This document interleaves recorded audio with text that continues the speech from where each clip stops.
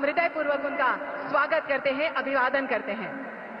साथ में बहुत बहुत स्वागत है माननीय प्रशासक श्री संघ प्रदेश दादरा एवं नगर हवेली एवं दमन और दीव और लक्षद्वीप श्री प्रफुल्ल पटेल जी का। माननीय सांसद श्री दादरा एवं नगर हवेली श्रीमती कलाबेन डेलकर का। आइए मंचस्थ विराजमान सभी महानुभाव का तालियों की गूंज के साथ एक बार फिर हम स्वागत करें, अभिवादन करें। धन्यवाद। आज जब हमारे देश के आदरणीय प्रधानमंत्री जी हमारे बीच उपस्थित हैं, तब उनका उत्साह के साथ स्वागत करने के लिए हम अति उत्सुक हैं। सर्वप्रथम दादरा एवं नगर हवेली तथा दमन व दीव और लक्षद्वीप के माननीय प्रशासक श्री प्रफुल्ल पटेल जी माननीय प्रधानमंत्री जी का स्वागत करेंगे। सर्वप्रथम शॉल के साथ माननीय प्रधानमंत्री जी का स्वागत करेंगे प्रफुल्ल पटेल जी।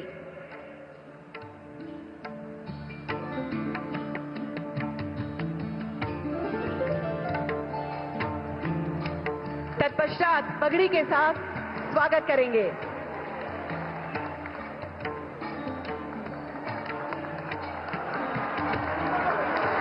और तारपा के साथ स्वागत कर रहे हैं माननीय प्रफुल्ल पटेल जी।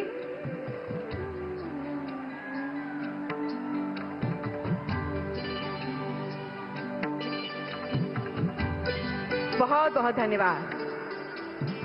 अब दादरा एवं नगर हवेली की माननीय सांसद श्रीमती कलाबेन डेलकर माननीय मोदी जी का तारपा के साथ स्वागत करेंगी।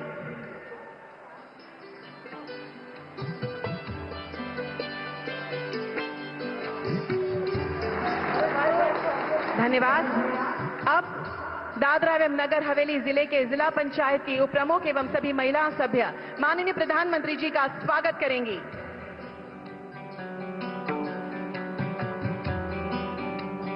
महिला दिवस के उपलक्ष्य में आज सभी महिलाएं माननीय प्रधानमंत्री जी का स्वागत कर रही हैं।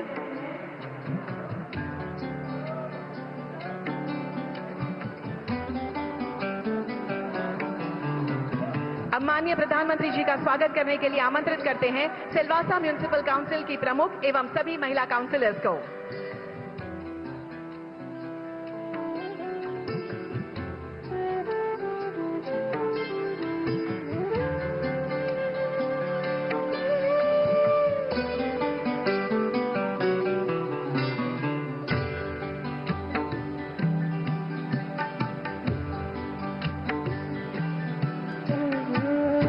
अब दादरा एवं नगर हवेली की सभी महिला सरपंचों को आमंत्रित करते हैं माननीय प्रधानमंत्री जी के स्वागत हेतु।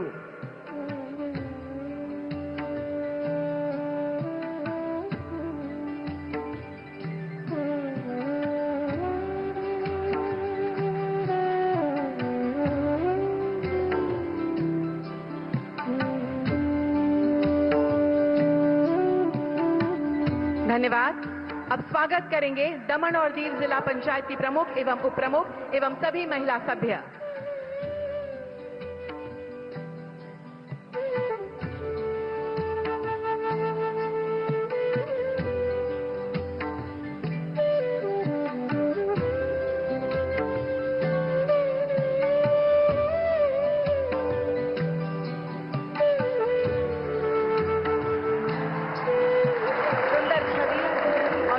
शिवाजी की प्रतिकृति से स्वागत हो रहा है। धन्यवाद। अब स्वागत करने हेतु दमन एवं दीव की सभी महिला सरपंचों को हम आमंत्रित करते हैं।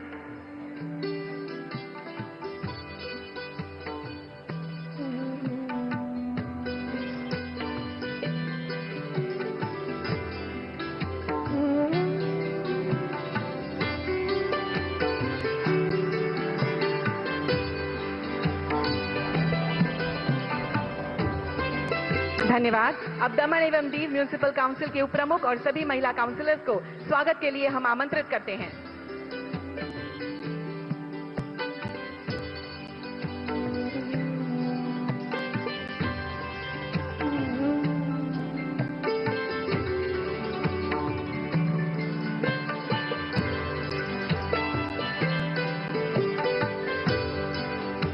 अब संघ प्रदेश के भारतीय जनता पार्टी के प्रतिनिधियों को स्वागत के लिए हम आमंत्रित करते हैं।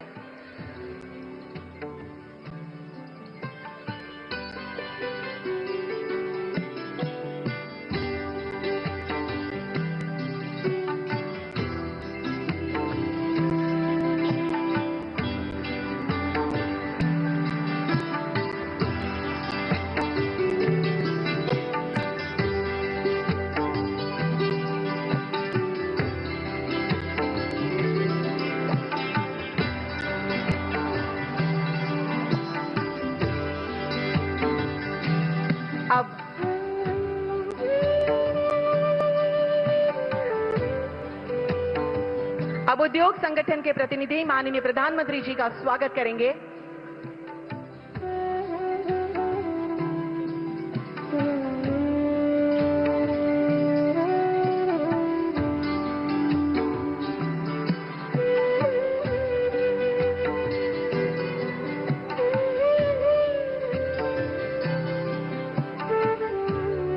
सभी का बहुत बहुत धन्यवाद।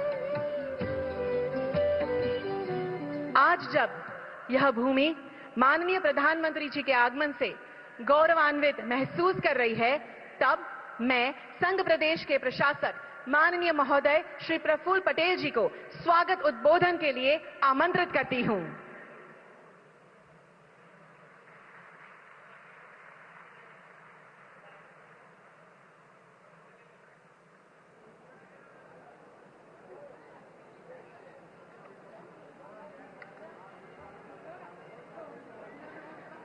भारत माता की, भारत माता की, भारत माता की। धन्यवाद। આજના આ ઐતિહાસિક અવસરે આપણી સૌની વચ્ચે ઉપસ્થિત દેશના યશસ્વી લોકલાડીલા आदरणीय प्रधानमंत्री श्री, आ विस्तारना सांसद बेन कलाबेन, संघ प्रदेशना जिला पंचायतना सौ अध्यक्ष महोदय, चूंटायेला सदस्य मित्रों, नगरपालिकाना अध्यक्ष महोदय, चूंटायेला सदस्य मित्रों, तमाम ग्राम पंचायतना सरपंच मित्रों, सदस्य मित्रों, सौ आदरणीय वडीलों, माता बहनों, लाभार्थी मित्रों, उद्योग गृहना आगेवानो, मारा श्रमिक भाईओ बहनों, जेना माटे मने सदाय विशेष प्रेम छे एवा वाला युवानो, पत्रकार मित्रों, आजे विश्वनी सौथी मोटी लोकशाहीना महानायक, भारतने विश्व पटल पर नवी ओळख आपनार विश्व नेता, देशने विकासना शिखर तरफ लई जनार भारत माताना पनोता पुत्र, आपणा सौना प्रेरणा स्त्रोत्र અને માર્ગદર્શક યશસ્વી પ્રધાનમંત્રી શ્રીનું સંઘ પ્રદેશ વતી પ્રદેશની પાવન ધરા પર વંદન સહ અભિનંદન કરી હૃદયપૂર્વક સ્વાગત કરું છું। આજનો દિવસ સંઘ પ્રદેશ માટે એક ઐતિહાસિક અને અવિસ્મરણીય દિવસ રહેશે। આપણે સૌ ભાવ વિભોર છીએ, આનંદિત છીએ, ગર્વિત છીએ। आदरणीय प्रधानमंत्री श्रीનું संघ प्रदेश में आगमन આપણા માટે એક ઉત્સવથી ઓછું નથી। જ્યારે પણ તેઓ આપણી વચ્ચે આવે છે ત્યારે મહેમાન નહીં, પરંતુ આપણા માર્ગદર્શક અને પરિવારના મુખિયા તરીકે આપણી સમક્ષ આવે છે। મિત્રો, આદરણીય પ્રધાનમંત્રી શ્રીએ એમના કાર્યકાળ દરમિયાન देश हित ने सर्वोच्च प्राथमिकता आपी विकसित भारतना दृढ़ संकल्प साथे विकासनी यात्रानो प्रारंभ कर्यो। मित्रों, आदरणीय प्रधानमंत्री श्री एमना कार्यकाल दरमियान एक दिवसनी छुट्टी लीधी नथी, रजा लीधी नथी। 12 કલાક, 15 કલાક, 18 કલાક સુધી આ દેશવાસીઓ માટે પરિશ્રમની પરાકાષ્ઠા કરી। અહીંયા તો બધા પોર્ટુગીઝ પાસપોર્ટ વાળા પણ છે, તમને જેટલેટની અસર થાય છે, સાહેબે જેટલેટની પણ પરવા કરી નથી, એમને ક્યારેય એની અસર થઈ નથી. ગમે તેટલો વિદેશ પ્રવાસ કર્યો હોય, સવારે ફ્રેશ હોય. આ અથાગ પ્રયત્નના કારણે દેશને વૈશ્વિક સ્તર પર એની પોતાની ઓળખ બનાવી છે. એટલું જ નહીં, વિશ્વને ત્રીજી આર્થિક મહાસત્તા બનાવવાનો દ્રઢ સંકલ્પ કરી એના ભગીરથ પ્રયાસો પણ કર્યા છે. દેશવાસીઓના કલ્યાણ અર્થે અને અનેક યોજનાઓને સફળતાપૂર્વક લાગુ કરી એનો અમલ કરાવી દેશની દિશા અને દશા બદલી છે. આ બધી જ યોજનાઓની વાત કરીએ તો ટૂંકાણમાં બોલતા બોલતા શ્વાસ ચડી જાય એટલી યોજનાઓ છે. આ બધી જ યોજનાઓ અંતિમ પંક્તિમાં બેઠેલા મારા ગરીબ, પીડિત, શોષિત, વંચિત, આદિવાસી એમના માટેની યોજનાઓ છે. મિત્રો, આ યોજનાઓ એટલે કેટલી યોજનાઓનો પ્રારંભ કર્યો. પ્રધાનમંત્રી જન આરોગ્ય યોજના, જેને મોદી કેર કહીએ છીએ, પ્રધાનમંત્રી જીવન જ્યોતિ યોજના, પ્રધાનમંત્રી સુરક્ષા યોજના, અટલ પેન્શન યોજના, પ્રધાનમંત્રી આવાસ યોજના, ઉજ્જવલા યોજના, ઉજાલા યોજના, ઉડાન યોજના, ઓડીએફ, સ્વચ્છ ભારત અભિયાન, જલ જીવન મિશન, ડીબીટી, જનધન યોજના, મેક ઇન ઇન્ડિયા, દીનદયાલ અંત્યોદય યોજના, પ્રધાનમંત્રી કૌશલ વિકાસ યોજના, સુકન્યા સમૃદ્ધિ યોજના, ગરીબ કલ્યાણ રોજગાર યોજના, સ્વામિત્વ યોજના, ડિજિટલ યોજના, પ્રધાનમંત્રી કિસાન સન્માન નિધિ યોજના, પ્રધાનમંત્રી ફસલ યોજના, પ્રધાનમંત્રી મુદ્રા યોજના, પ્રધાનમંત્રી પોષણ શક્તિ નિર્માણ યોજના અભિયાન, ખેલો ઇન્ડિયા, પ્રધાનમંત્રી માતૃત્વ વંદના યોજના, પ્રધાનમંત્રી વિશ્વકર્મા યોજના.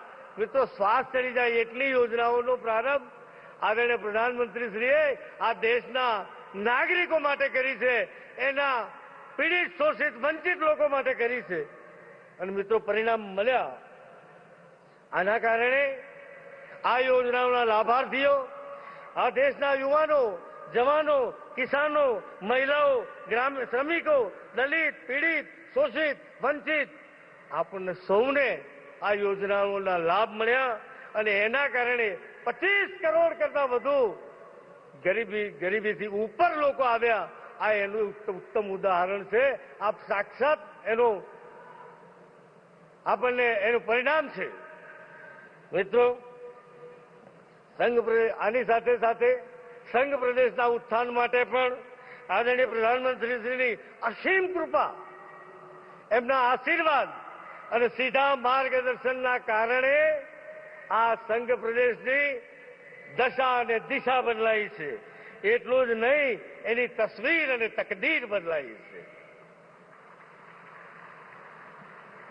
મિત્રો, એ સમયે તો અહીંયા 12મા સાયન્સ, આર્ટ્સ, કોમર્સનું પરીક્ષાનું કેન્દ્ર પણ નહોતું. આપણી યાત્રાનો પ્રારંભ ત્યાંથી થાય છે. એની જગ્યાએ આજે એવી એક ઉચ્ચ શૈક્ષણિક સંસ્થા નહીં હોય કે જે આ સંઘ પ્રદેશમાં નહીં હોય. એનું સંપૂર્ણ શ્રેય પરમ આદરણીય પ્રધાનમંત્રીશ્રીને જાય છે. એમના થકી જ આ સંભવ બન્યું છે. મિત્રો, આજે બોર્ડના પરિણામની વાત કરીએ. મેં દિવસો પણ 10 વર્ષ પહેલાના જોયા છે. બોર્ડમાં આપણે સૌથી અંતિમ પંક્તિ શ્રેણીમાં આપણે રહેતા હતા. આજે આપણે બોર્ડમાં પ્રથમ પંક્તિમાં પહોંચી જવાનું માત્ર 10 વર્ષના ટૂંકા ગાળામાં આ સંભવ બન્યું છે. મિત્રો, ઉચ્ચ શિક્ષણની વાત કરીએ તો એક નાનકડો દ્રષ્ટાંત આપું. નર્સિંગ કોલેજની પ્લેસમેન્ટ મુંબઈની હોસ્પિટલોમાં 100% પ્લેસમેન્ટ જો કોઈનું થયું હોય તો દાદરા નગર હવેલી, દમણ દીવની નર્સિંગ કોલેજની મારી દીકરીઓના એમને ત્યાં રોજગાર મળ્યો છે. આનાથી ઉત્તમ બીજું શું હોઈ શકે? મિત્રો, શિક્ષણ માટે સંઘ પ્રદેશે વિશેષ ચિંતા કરી છે. 250 કરોડ રૂપિયાની નવી સ્કૂલો બનાવી અને બીજી 250 કરોડ રૂપિયાના ખર્ચે નવી સ્કૂલોનું બનાવવાનું આયોજન પણ કરેલ છે. પરિસ્થિતિ એ બની છે, વિદ્યાર્થી અને વાલીઓમાં શિક્ષણની ભૂખ જાગે છે. એની વિચાર બદલાય છે, એનો સોચ બદલાય છે. મિત્રો, 2019માં બાજુમાં મેડિકલ કોલેજનું જયારે ગ્રાઉન્ડ હતું, આ જ ગ્રાઉન્ડ ઉપર આદરણીય પ્રધાનમંત્રીશ્રીએ એનો શિલાન્યાસ કર્યો હતો. મેડિકલ કોલેજનું ઉદ્ઘાટન પણ આદરણીય પ્રધાનમંત્રીશ્રીએ કર્યું. આદરણીય પ્રધાનમંત્રીશ્રી જેનું શિલાન્યાસ કરે છે એનું ઉદ્ઘાટન પણ કરે છે. જે કહ્યું તે કર્યું એ પુરવાર કરે છે. મિત્રો, આરોગ્યમાં જરૂરિયાત અને ધારાધોરણ મુજબના તમામ વેલનેસ સેન્ટર બન્યા. ખાનવેલની હોસ્પિટલ હોય, મરવડની હોસ્પિટલ હોય, પાટી ખાતે નવું આયુર્વેદિક સેન્ટર હોય, આ બધી જ સુવિધાઓ અહીંયા સંઘ પ્રદેશમાં ઉપલબ્ધ થવા જઈ રહી છે. એનાથી વિશેષ પ્રધાનમંત્રી જન આરોગ્ય યોજના મિત્રો આપણા સૌના માટે આશીર્વાદરૂપ રહી છે. બીમારીમાં કોઈની સામે હાથ લાંબો કરવો પડે, લાચારી આર્થિક સંક્રમણના કારણે કરવી પડે, આ દિવસો દૂર થયા છે. એનો સંપૂર્ણ શ્રેય માત્ર ને માત્ર આદરણીય પ્રધાનમંત્રીશ્રીને જાય છે. એમના થકી આપણને આ બીમારીમાંથી જે રાહત મળી છે એનું આ એક ઉત્તમ ઉદાહરણ છે. મિત્રો, આપણે ઘરમાં આપણા ઘરના વડીલ આપણી ફિટનેસ ઠીક ના હોય, આપણા શરીર ઉપર ફેટ વધી ગઈ હોય, ખાવામાં તેલનું પ્રમાણ વધ્યું હોય, તો મિત્રો આ ચિંતા કરવાની જવાબદારી ઘરના વડીલની. આ વડીલની ભૂમિકા આદરણીય શ્રી પ્રધાનમંત્રીશ્રીએ નિભાવી, ફિટ ઇન્ડિયાનું એક મુવમેન્ટ ચલાવી. એટલું જ નહીં, તમારી મેદસ્વીતા ઘટે એના માટે પણ સાહેબે કહ્યું કે મહેરબાની કરીને હવે તેલ ખાવાનું થોડું ઓછું કરજો. આવી ચિંતા પણ આદરણીય પ્રધાનમંત્રીશ્રીએ કરી છે. મિત્રો, સ્વચ્છતાની વાત હોય, આવાસની વાત હોય, સ્માર્ટ સિટીની વાત હોય, તો આ 3 શહેરોમાંથી 2 શહેરોમાં સ્માર્ટ સિટીમાં સમાવેશ કરી એના વિકાસ કાર્યો ચાલી રહ્યા છે. દમણના દરિયા કિનારાની વાત હોય, નમો પથ હોય કે રામ સેતુ હોય, હિન્દુસ્તાનનો સૌથી લોંગેસ્ટ પ્રોમિનાર છે. મિત્રો, એનો લાભ ટુરિસ્ટો આવવાના કારણે હોમ સ્ટે પોલિસી હોય, હોકર્સ હોય, નાના નાના વિક્રેતા હોય, એની આર્થિક સ્થિતિમાં અનેક ગણો બદલાવ થયો છે. મિત્રો, આ છેલ્લા 1 દશકામાં આદરણીય પ્રધાનમંત્રીશ્રીના કુશળ માર્ગદર્શનમાં, એમના આશીર્વાદ, એમની અસીમ કૃપાના કારણે 13,000 કરોડ કરતા વધુ રકમ આ સંઘ પ્રદેશને મળી છે.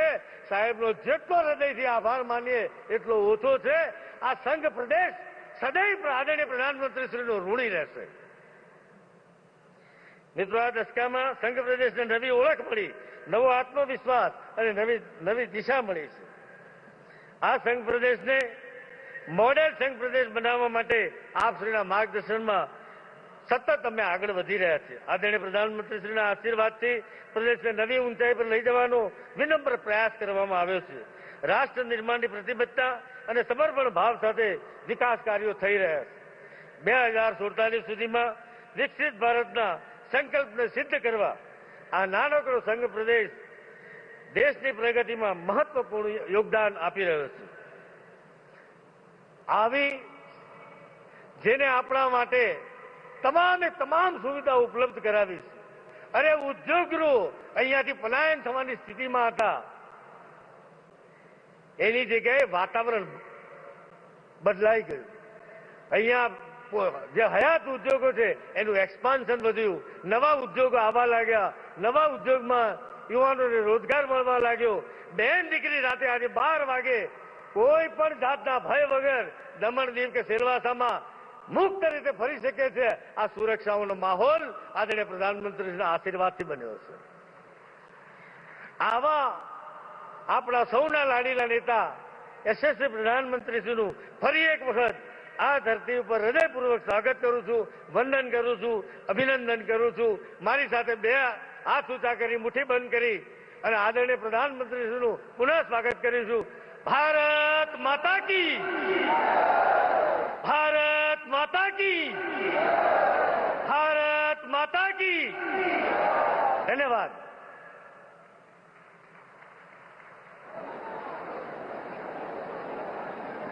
માનનીય પ્રશાસક શ્રી, આપના ઉત્સાહભર્યા સંબોધન માટે અમે પણ આપનો આભાર માનીએ છીએ. अब वह ऐतिहासिक क्षण आ चुका है जब माननीय प्रधानमंत्री जी विकास परियोजना का शिलान्यास और लोकार्पण करेंगे। 2587 करोड़ रुपए की विकासशील परियोजनाओं से दादरा और नगर हवेली एवं दमन और दीव का भविष्य और भी उज्जवल होगा। माननीय प्रधानमंत्री जी से नम्र निवेदन है कि आप रिमोट द्वारा इन परियोजनाओं का शिलान्यास एवं लोकार्पण करें।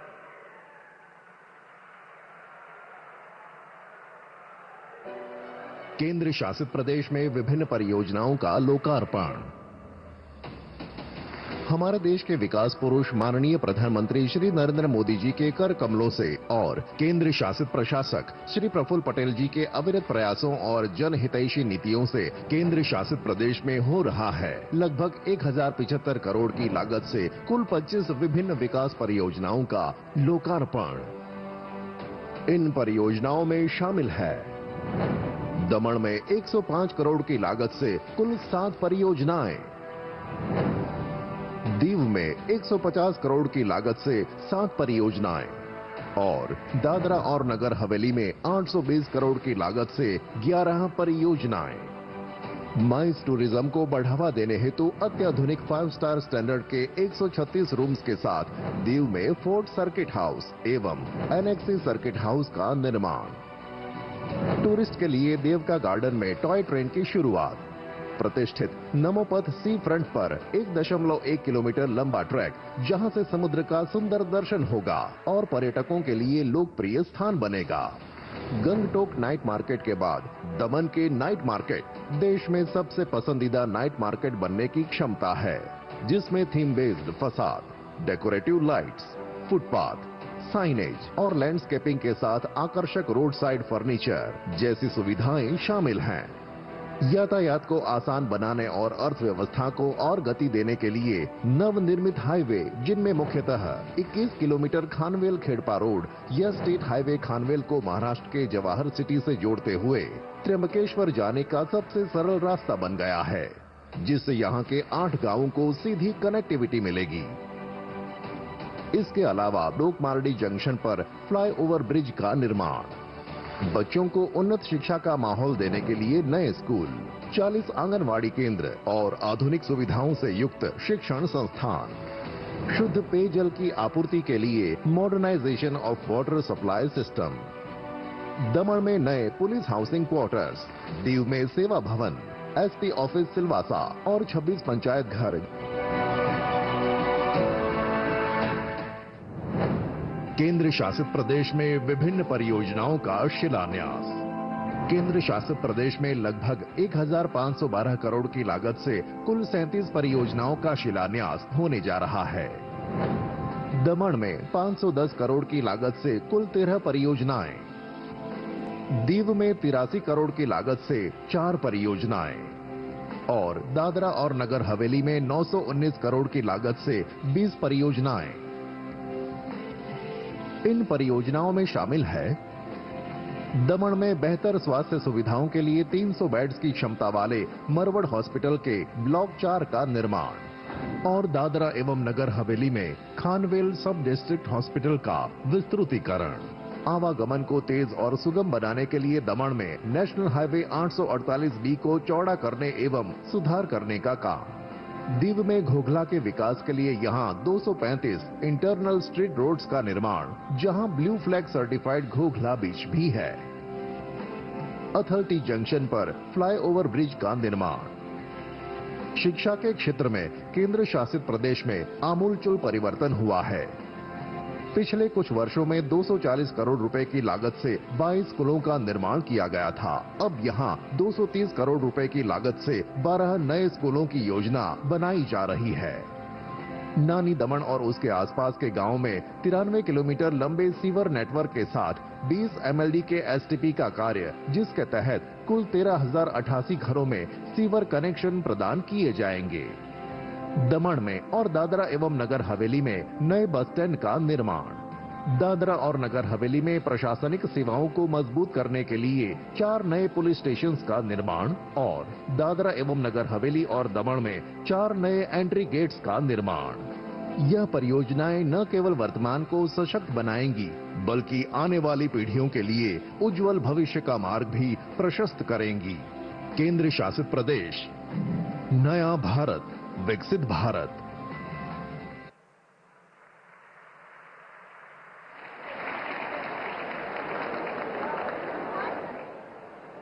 धन्यवाद माननीय प्रधानमंत्री जी। आपकी दूरदृष्टि और संकल्पना से ये विकास कार्य न केवल संघ प्रदेश के नागरिकों के जीवन को सुगम बनाएंगे, बल्कि हमारे प्रदेश को प्रगति की नई दिशा में आगे ले जाएंगे। संघ प्रदेश प्रशासन के माध्यम से आयोजित रोजगार मेले में युवा प्रतिभाओं को निजी संस्थानों में नौकरी प्रदान की जा रही है। इसमें यहां के युवाओं को रोजगार के नए अवसर प्राप्त हुए हैं। अब हम माननीय प्रधानमंत्री जी से अनुरोध करते हैं कि आप लाभार्थियों को नियुक्ति पत्र प्रदान करें। आमंत्रित करते हैं सर्वप्रथम रिकिता प्रवीण गोराट।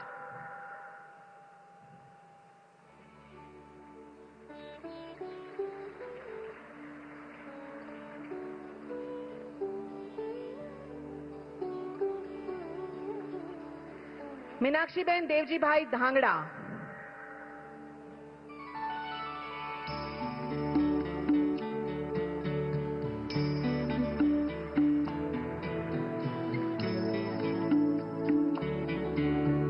सोहिनी रमेश चौधरी।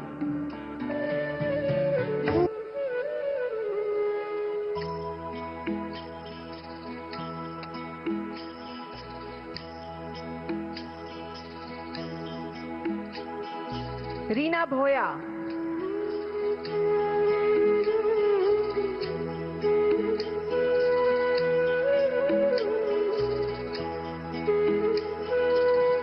जयेंद्र ईश्वर रोहित।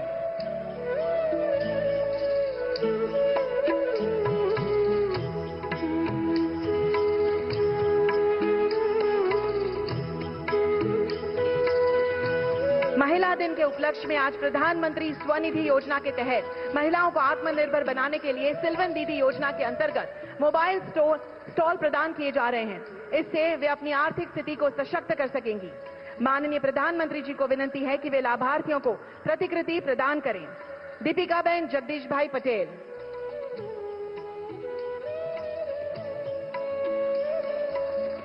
सीता श्रीकांत गुप्ता।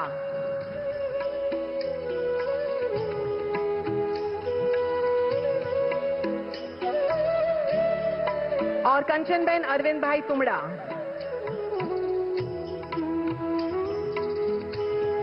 सशक्त महिला और आत्मनिर्भर समाज के लिए हम आपका धन्यवाद करते हैं।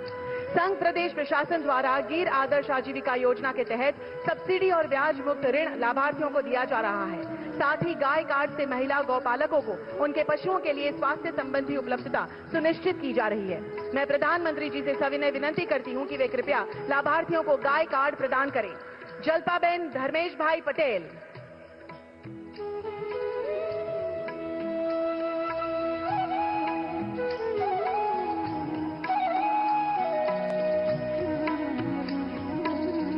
पायलबेन अनिल भाई पटेल।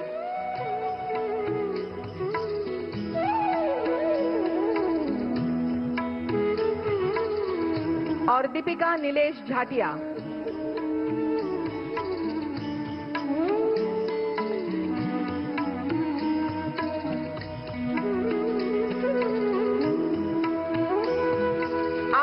परिवारों के लिए अब सपनों का घर हकीकत बनने जा रहा है। माननीय प्रधानमंत्री जी के सबके लिए आवास संकल्प को आगे बढ़ाते हुए नए मकानों का निर्माण किया गया है।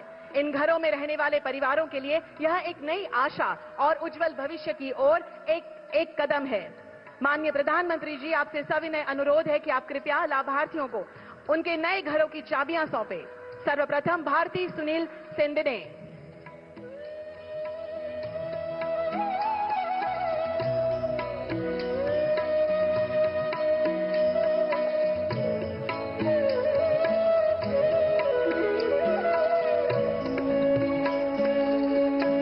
रेखा महेंद्र भाई हरिजन।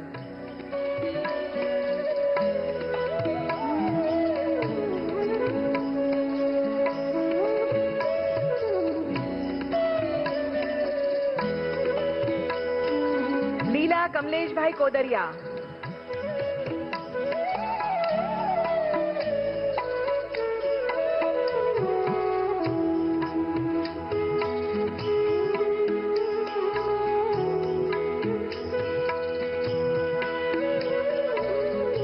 और नीलम अवधेश सिंह।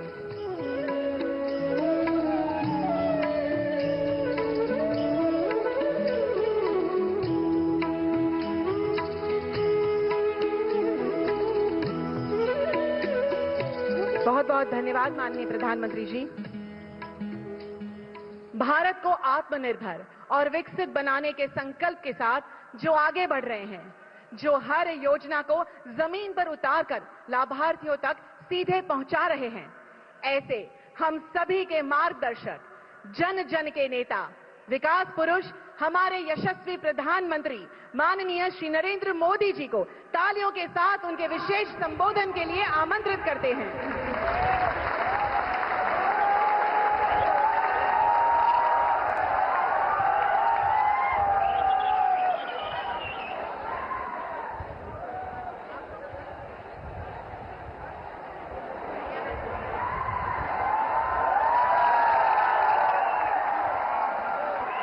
दादरा और नगर हवेली, दमन और दीव के एडमिनिस्ट्रेटर श्री प्रफुल्ल भाई पटेल,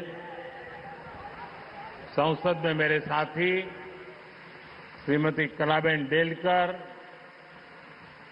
सभी गणमान्य महानुभाव, भाई और बहनों, नमस्कार। केम जो बधा આજે કે ઉત્સાહ જોરદાર લાગે છે।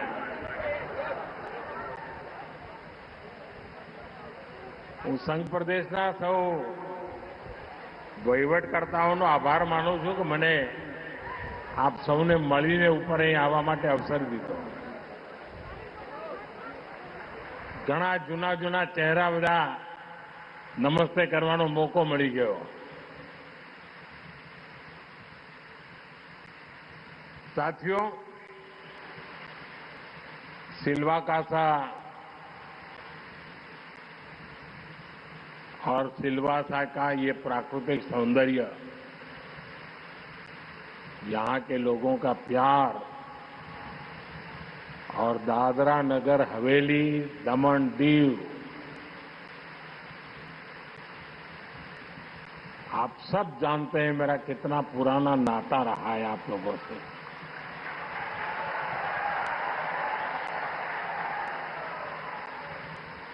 ये दशकों पुराना अपनापन यहां आकर मुझे कितना आनंद मिलता है, ये केवल मैं और आप ही जानते हैं।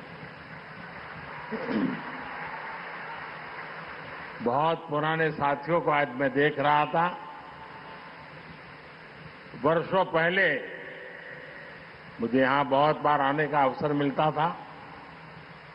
सिल्वासा और पूरा दादरा नगर हवेली, दमन दीव, उस समय क्या हालत थे, कितना अलग था। और लोगों को भी लगता था कि समंदर के किनारे छोटी सी जगह, वहां क्या हो सकता है। लेकिन मुझे यहाँ के लोग, यहाँ के लोगों के सामर्थ्य पर भरोसा था, आप पर भरोसा था। 2014 में केंद्र में सरकार बनने के बाद हमारी सरकार ने इस भरोसे को शक्ति में परिवर्तित कर दिया, उसे आगे बढ़ाया। और आज हमारा सिल्वासा, ये प्रदेश एक आधुनिक पहचान के साथ उभर रहा है। सिल्वासा एक ऐसा शहर बन चुका है जहां हर जगह के लोग रह रहे हैं। यहां का ये कॉस्मोपॉलिटन मिजाज ये बताता है कि दादरा नगर हवेली में कितनी तेजी से नए अवसरों का विकास हुआ है। साथियों, इसी विकास अभियान के तहत आज यहां 2,500 करोड़ रुपए से ज्यादा की अनेक परियोजनाओं का शिलान्यास और लोकार्पण किया गया है।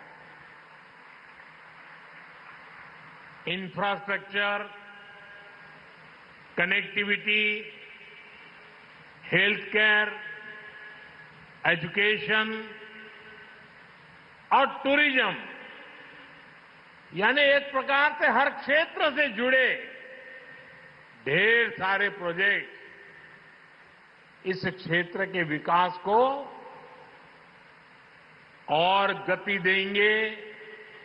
यहां नए अवसर पैदा होंगे। मैं आप सभी लोगों को इन परियोजनाओं के लिए बहुत बहुत बधाई देता हूं।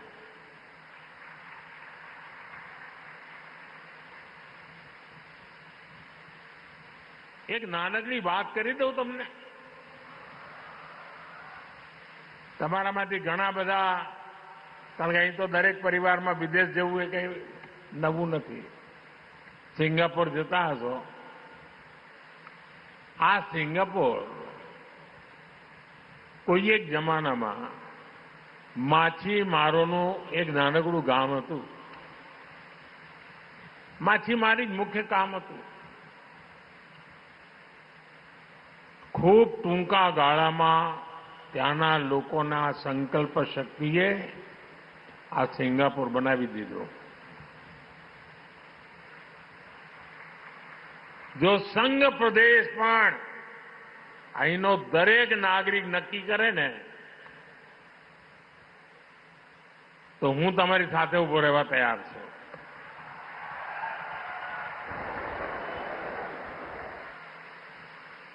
પણ તમારે ચાલવું પડે, પછી એવું નહીં।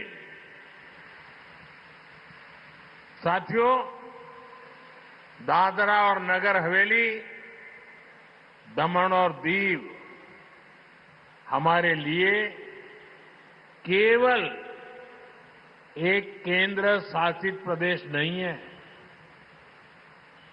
ये संघ प्रदेश हमारा गर्व है, हमारी विरासत भी है।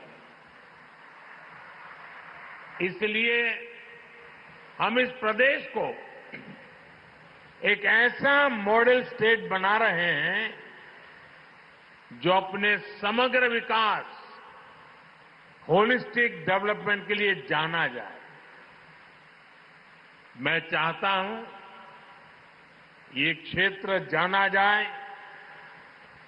अपने हाई टेक इंफ्रास्ट्रक्चर के लिए, ये क्षेत्र जाना जाए आधुनिक स्वास्थ्य सेवाओं के लिए, यह क्षेत्र को जाना जाए वर्ल्ड क्लास एजुकेशन इंस्टीट्यूट्स के लिए। यहां की पहचान हो अपने टूरिज्म से, ब्लू इकोनॉमी से। यहां की पहचान बने यहां की औद्योगिक प्रगति, युवाओं के लिए नए अवसर, महिलाओं की भागीदारी और चौतरफा विकास। भाइयों बहनों, प्रफुल्ल भाई पटेल की मेहनत और केंद्र सरकार के सहयोग की वजह से हम अब इस लक्ष्य से बहुत दूर नहीं है। बीते 10 वर्षों में हमने मिलकर इस दिशा में तेजी से काम किया है। हमारा सिलवासा और ये संघ प्रदेश विकास के मामले में देश के नक्शे पर एक अलग पहचान के साथ उभर रहे। दादरा और नगर हवेली, दमन और दीव ये कई योजनाओं में सैचुरेशन की स्थिति में पहुंच गए। जीवन के हर आयाम में हर जरूरत के लिए सरकार की योजना का लाभ हर लाभार्थी को मिल रहा है। आप देखिए, one nation one ration card से हर व्यक्ति को भोजन की गारंटी मिली है। जल जीवन मिशन से हर परिवार तक पीने का साफ पानी पहुंच रहा है। भारत नेट से डिजिटल कनेक्टिविटी मजबूत हुई है। पीएम जनधन ने हर परिवार को बैंकिंग सेवाओं से जोड़ा है। पीएम जीवन ज्योति बीमा और पीएम सुरक्षा बीमा योजना का लाभ हर लाभार्थी को मिल रहा है। इन योजनाओं की सफलता ने यहां के लोगों को विश्वास से भर दिया है। सरकार की योजनाओं से उनके जीवन में जो सकारात्मक बदलाव आए हैं, उसके व्यापक प्रभाव दिख रहे हैं। अब हमारा प्रयास यह है कि स्मार्ट सिटीज मिशन, समग्र शिक्षा और पीएम मुद्रा जैसी योजनाओं में भी 100% 100% सैचुरेशन हासिल करें। ये पहली बार है जब जन कल्याणकारी योजनाओं को लेकर इस तरह सरकार खुद लोगों के पास जा रही है। इसका समाज के वंचित और आदिवासी वर्ग को बहुत ज्यादा लाभ मिला है। साथियों, इंफ्रास्ट्रक्चर से लेकर शिक्षा, रोजगार और औद्योगिक विकास तक किस तरह से इस प्रदेश की तस्वीर बदली है, ये आज हमारे सामने।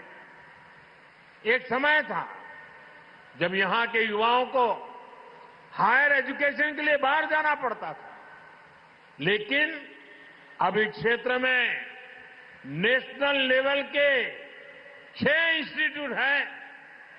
नमो medical college, Gujarat national law university, triple IT Diu, national institute of fashion technology, institute of hotel management and catering technology और दमन का इंजीनियरिंग कॉलेज। इन संस्थाओं के कारण हमारा सिलवासा और ये संघ प्रदेश एजुकेशन का नया हब बन गया है। यहां के युवाओं को इन संस्थाओं का ज्यादा लाभ मिले, इसलिए उनके लिए सीटें रिजर्व रखी गई है।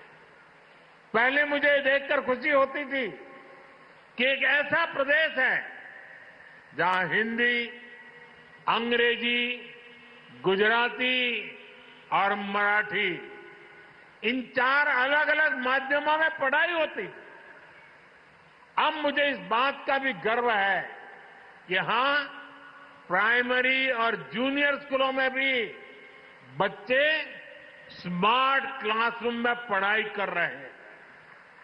साथियों, बीते वर्षों में इस क्षेत्र में आधुनिक स्वास्थ्य सेवाओं का काफी विस्तार हुआ। 2023 में मुझे यहां नमो मेडिकल कॉलेज के उद्घाटन का अवसर मिला था। अब इसके साथ 450 बेड की क्षमता वाला एक और अस्पताल जुड़ गया है। इसका भी यहां उद्घाटन किया गया है। आज यहां स्वास्थ्य से जुड़ी कई दूसरी परियोजनाओं का शिलान्यास भी हुआ है। सिलवासा की इन स्वास्थ्य सुविधाओं से यहां के आदिवासी समुदाय को बहुत बड़ा फायदा होगा। साथियों, आज सिलवासा में हेल्थ से जुड़े प्रोजेक्ट एक और वजह से खास हो गए। आज जन औषधि दिवस भी है। जन औषधि यानी सस्ते इलाज की गारंटी। जन औषधि का मंत्र है दाम कम, दवाई में दम। दाम कम, दवाई में दम। हमारी सरकार अच्छे अस्पताल भी बनवा रही है। आयुष्मान योजना के तहत मुफ्त इलाज की सुविधा भी दे रही है और जन औषधि केंद्रों के जरिए सस्ती दवाएं भी दे रही है। हम सब ने अपने जीवन में देखा है, अस्पताल में इलाज के बाद भी लंबे समय तक दवाओं के खर्च का बोझ रहता है।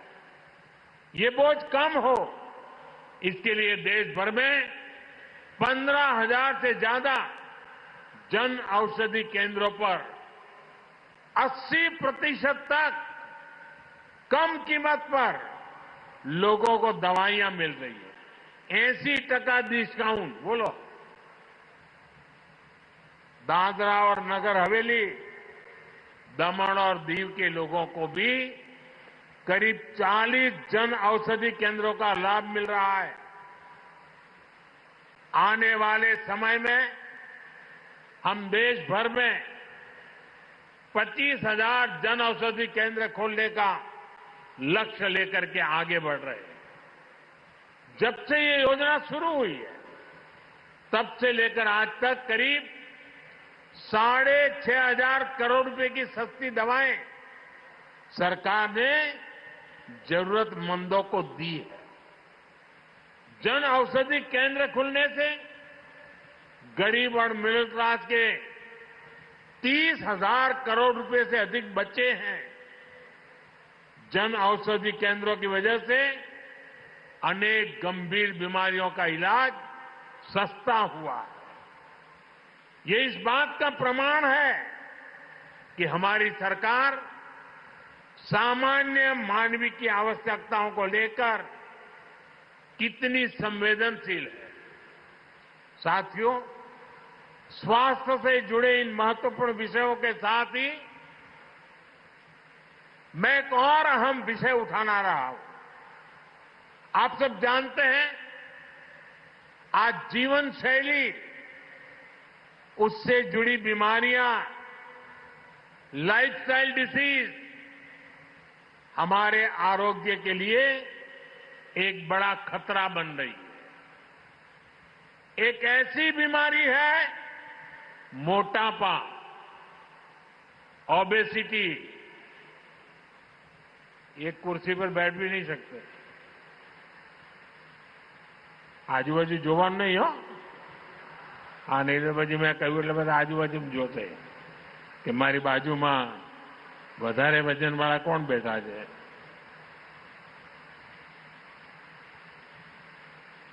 ये मोटापा जो आज दूसरी कई बीमारियों की वजह बनती जा रहा है।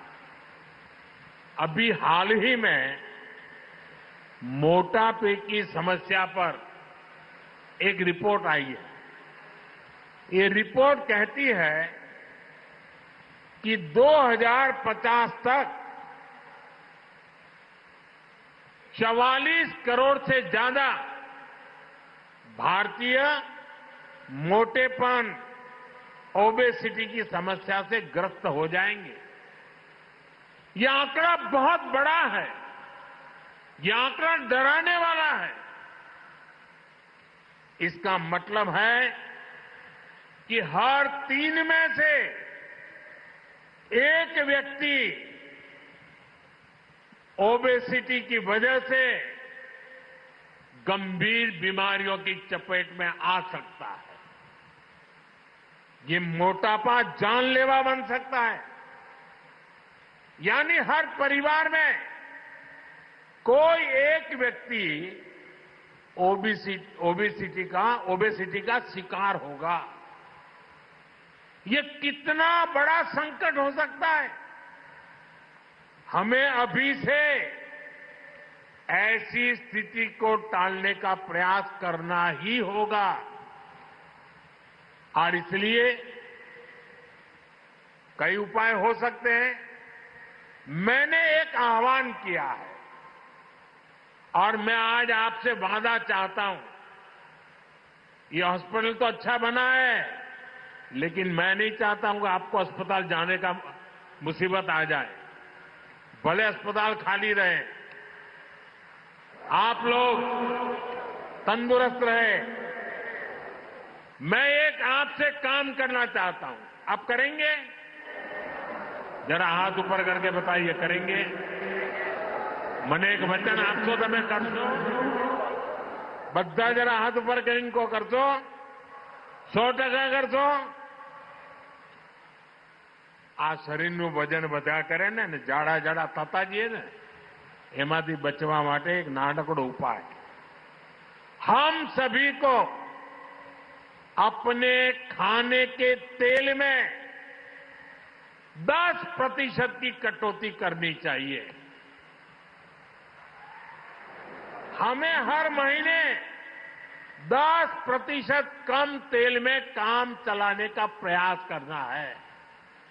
यानी हर महीने जितना खाने का तेल लेते हैं, अभी से 10% कम खरीदना तय कर लो। बोलो 10% तेल ओछું વાપરવાનો વચન આપો છો? બધા હાથ ઉપર કરીને બહેનો કે ખાસ તો ભલે ઘરમાં ठपको खाओ पड़े, पर ओछू करशो? पक्को? मोटापा कम करने की दिशा में ये एक बहुत बड़ा कदम होगा। इसके अलावा हमें एक्सरसाइज को अपने जीवन का हिस्सा बनाना होगा। अगर आप हर रोज कुछ किलोमीटर पैदल भी चलते हैं, संडे ऑन साइकिल ये भी करते हैं, तो बहुत बड़ा फायदा होगा। અને તમને તો જો મેં 10% તેલ ઓછું કરવાનું કહ્યું છે, બીજું કશું ઓછું કરવાનું નથી કહ્યું પાછું। નહીં તો તમે એમ કહો કે સાહેબે તો કહ્યું હાજે 50% ઓછું કરો, તો તમે મને ફેલ વાત બોલાવો જ નહીં। આ દેશ विकसित भारत के संकल्प को सिद्ध करने में जुटा है। हमें याद रखना है कि एक स्वस्थ देश ही ऐसे लक्ष्य को हासिल कर सकता है। इसलिए दादरा और नगर हवेली, दमन और दीव, ये संघ प्रदेश के लोगों से भी कहूंगा, अगर आप खाने के तेल में कटौती करते हैं, अपने को फिट रखते हैं, तो ये विकसित भारत की यात्रा में आपका एक बड़ा योगदान होगा। साथियों, जिस प्रदेश के पास विकास का विजन होता है, वहां अवसरों का निर्माण भी तेजी से होता है। इसलिए पिछले एक दशक में एक क्षेत्र एक इंडस्ट्रियल सेंटर के रूप में उभरा है। और इस बार बजट में हमने मिशन मैन्युफैक्चरिंग एक बड़ा काम हाथ में लिया है, जिसका सबसे ज्यादा लाभ यहां हो सकता है। पिछले 10 वर्षों में यहां सैकड़ों नए उद्योग शुरू हुए, कई उद्योगों का विस्तार हुआ है, इसमें हजारों करोड़ रुपए का निवेश हुआ है। ये उद्योग स्थानीय लोगों को बड़े पैमाने पर रोजगार के अवसर दे रहे हैं। हम ये भी सुनिश्चित कर रहे हैं कि रोजगार के इन अवसरों का ज्यादा से ज्यादा लाभ हमारे आदिवासी समाज को, ट्राइबल साथियों को मिले। इसी तरह एससी, एसटी, ओबीसी महिलाओं को सशक्त बनाने के लिए यहां गिर आदर्श आजीविका योजना को भी लागू किया गया है। यहां छोटे डेयरी फार्म की स्थापना से रोजगार के नए अवसर भी बने हैं। साथियों, रोजगार का एक बहुत बड़ा माध्यम पर्यटन भी है। यहां के बीच और यहां की समृद्ध विरासत बड़ी संख्या में देश विदेश के पर्यटकों को यहां ला रहे हैं। दमन में राम सेतु, नमो पथ, और टेंट सिटी के विकास से इस क्षेत्र का आकर्षण बढ़ा है। दमन का नाइट मार्केट भी पर्यटकों को खूब पसंद आ रहा है। यहां एक विशाल पक्षी विहार का निर्माण किया गया है। दुधनी में इको रिसोर्ट बनाने की तैयारी है। दीव में समुद्री तट पर कोस्टल प्रोमेनेड बीच डेवलपमेंट का काम भी किया जा रहा है। 2024 में दीव बीच गेम्स का आयोजन हुआ था, जिसके बाद से लोगों में बीच गेम्स का आकर्षण बढ़ा है। ब्लू फ्लैग मिलने के बाद दीव का घोघला बीच भी एक लोकप्रिय पर्यटन स्थल बन गया है और अब तो दीव जिले में केबल कार का विकास किया जा रहा है। ये भारत का पहला ऐसा हवाई रोपवे होगा जिसके माध्यम से अरब सागर का शानदार व्यू देखने को मिलेगा। यानी हमारा दादरा नगर हवेली और दमन दीव, हमारा ये संघ प्रदेश भारत के सबसे बेहतरीन टूरिस्ट डेस्टिनेशन में शामिल हो रहा है। साथियों, यहां जो कनेक्टिविटी के काम हुए हैं, उनकी भी इसमें बड़ी भूमिका है। आज दादरा के करीब बुलेट ट्रेन का स्टेशन बन रहा है। मुंबई दिल्ली एक्सप्रेसवे सिलवासा से गुजर रहा है। पिछले कुछ वर्षों में यहां कई किलोमीटर की नई सड़कें बनी है और 500 किलोमीटर से ज्यादा सड़कों का निर्माण चल रहा है। इस पर हजारों करोड़ रुपए खर्च किए जा रहे हैं। उड़ान स्कीम का फायदा भी प्रदेश को हुआ है। बेहतर कनेक्टिविटी के लिए यहां के एयरपोर्ट को अपग्रेड किया जा रहा है। यानी हमारी सरकार आपके विकास के लिए कोई कोर कसर बाकी नहीं छोड़ रही है। साथियों, मुझे खुशी है कि दादरा और नगर हवेली, दमन और दीव विकास के साथ साथ गुड गवर्नेंस और ईज ऑफ लिविंग वाले प्रदेश भी बन रहे हैं। एक समय था जब लोगों को अपनी समस्याओं के समाधान के लिए सरकारी दफ्तरों के चक्कर काटने पड़ते थे। आज यहां सरकार से जुड़े ज्यादातर काम मोबाइल पर केवल एक क्लिक से हो जाते हैं। इस नई अप्रोच का सबसे ज्यादा फायदा उन आदिवासी इलाकों को हो रहा है जिन्हें दशकों तक अनदेखा किया गया था। आज गांवों में स्पेशल कैंपों का आयोजन किया जाता है। लोगों की समस्याएं सुनकर वहीं समाधान का प्रयास होता है। मैं प्रफुल्ल भाई और उनकी टीम को ऐसे प्रयासों के लिए बधाई देता हूं। मैं आपको विश्वास दिलाता हूं कि दादरा और नगर हवेली, दमन और दीव के संघ प्रदेश के विकास के लिए हम निरंतर प्रयास करते रहेंगे। मैं एक बार फिर आज की विकास परियोजनाओं के लिए आपको बधाई देता हूं और जिस शानदार स्वागत आपने किया, जो अपने पर से जो प्यार दुलार दिया, जो स्वागत सम्मान किया, इसके लिए मैं संघ प्रदेश के सब नागरिकों का हृदय से आभार व्यक्त करता हूं। बहुत बहुत धन्यवाद।